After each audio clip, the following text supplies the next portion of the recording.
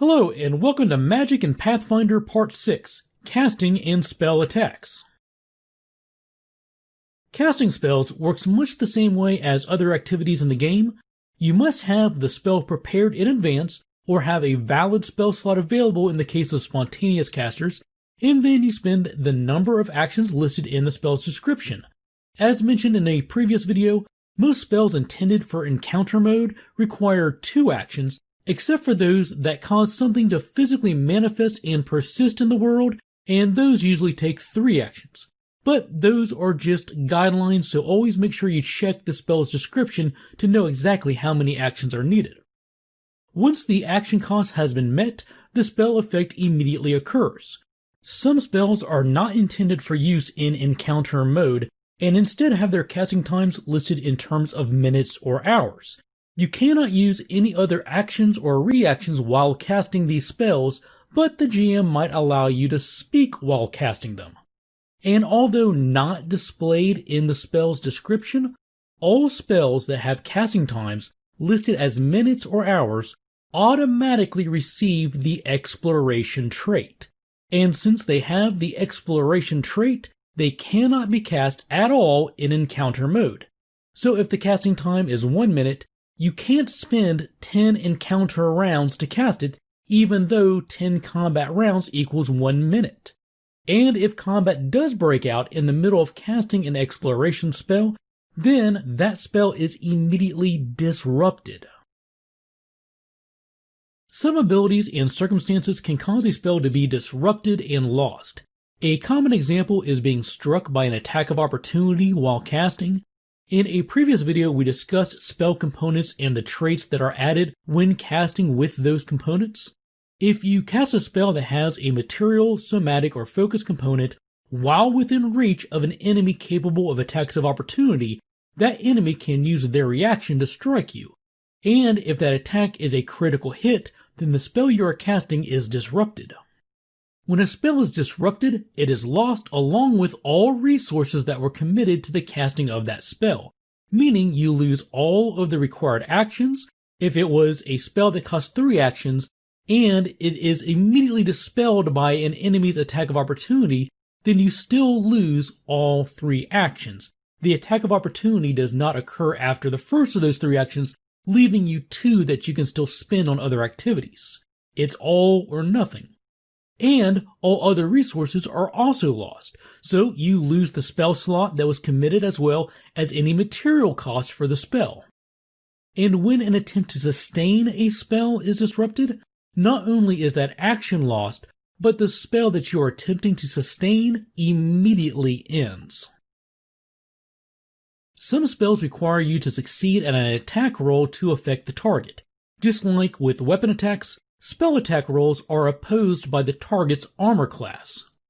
Spell attacks are a type of attack and therefore they're modified by any bonuses or penalties that affect attack rolls. For example, victims of a Bane spell suffer a -1 penalty to all attack rolls.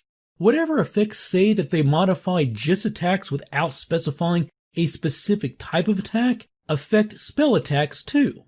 But if the effect calls out a specific type of attack, like weapon attacks, then obviously those would not apply to spell attacks. Now, one specific penalty that definitely needs to be discussed is the multiple attack penalty. This applies to all actions with the attack trait. For example, Acid Arrow requires a spell attack roll and has the attack trait. Therefore, it is affected by and contributes to the multiple attack penalty. But on the other hand, let's look at Tanglefoot. It also requires a spell attack roll, but it does not have the attack trait. And the multiple attack penalty only applies to activities with the attack trait. So, although Tanglefoot requires a spell attack roll, it is not affected by or contribute to the multiple attack penalty because it does not have the attack trait. In most cases, if a spell calls for a spell attack roll, it will have the attack trait and interact with multiple attack penalties, but just be aware that there are some rare cases like Tanglefoot that do not. When making a spell attack roll, your modifier is equal to your spellcasting ability modifier plus your spellcasting proficiency bonus. The ability modifier that is used depends on how you gain access to the spell you're casting. If your class granted the ability to cast the spell, then you use that class's spellcasting ability modifier, which is often, but not always, the same as the class's key ability modifier. Bards, champions, oracles, and sorcerers use charisma. Clerics and druids use wisdom, and witches and wizards use intelligence. Innate spells, which we'll be talking about more in an upcoming video, use the caster's charisma modifier, and other sources of spells can specify what ability modifier to use for their spells, but the rule of thumb is, when in doubt, use charisma. And this can lead to situations where a caster uses different ability modifiers to cast different spells. For example, a cleric would use their wisdom modifier when casting divine spells granted by their class, but that same cleric would use charisma when casting innate spells. And if that cleric also multiclassed into wizard, then they would use their intelligence modifier when casting arcane wizard spells. Spellcasting classes also grant proficiency in casting spells from a certain tradition. For example, starting druids have trained proficiency in primal spellcasting, and this bonus works the same as any other proficiency bonus. Trained proficiency grants 2 plus your level, expert grants 4 plus your level, master grants 6 plus your level, and legendary proficiency grants 8 plus your level. This can also mean that you might have different proficiency bonuses when casting different spells. A bard might be an expert in occult spellcasting, but have only trained proficiency when casting spells they gained from multiclassing into sorcerer. And it's worth noting that everyone who can cast innate spells has at least trained proficiency in those spells. But if they also have expert or higher spellcasting proficiency provided by their class, then their innate spells are also cast at that higher proficiency level. Each spell will detail what happens on a hit or miss. For example, Acid Arrow deals 3d8 acid damage plus 1d6 persistent acid damage on a hit. On a critical hit, you double the initial 3d8 damage, but not the persistent damage, and nothing happens on a failure or a critical failure. Some spells will call for the target to make a saving throw, such as a reflex save to avoid a fireball blast or a will save to fight against mental manipulation. The DC for these saves is the same as the caster's spell DC, which is easy to calculate. It's just your base spell attack bonus plus 10.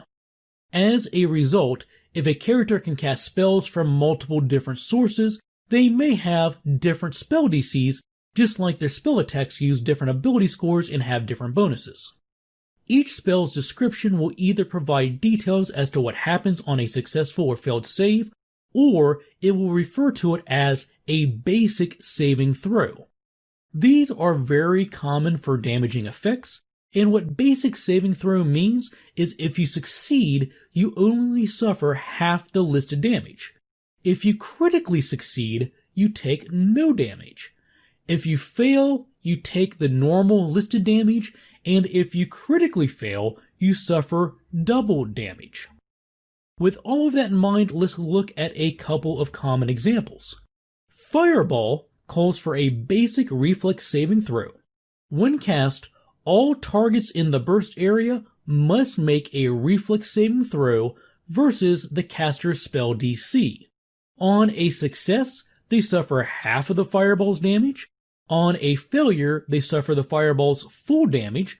On a critical success, they suffer no damage at all. And on a critical failure, they suffer double the normal damage.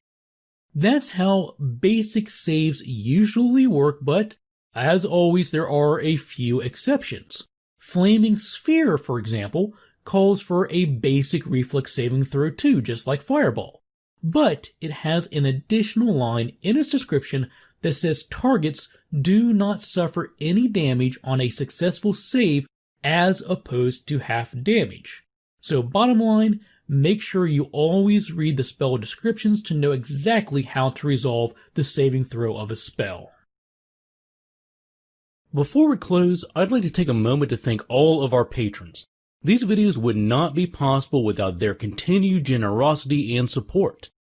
Members of the Basics for Gamers Patreon community receive special benefits, like getting to vote on the topics that we cover in the future, and also they get to see these videos 1 week and ad-free before everybody else. Visit the link shown on the left of the screen and in the description if you'd like to know more about becoming a patron. If you would like to support this channel and help it grow, the easiest way to do that is by subscribing and clicking the bell icon so you get notified when new videos release. And we can always be reached through our Twitter and Facebook pages too. Thanks for watching, take care, and we will see you soon with more Basics of Pathfinder.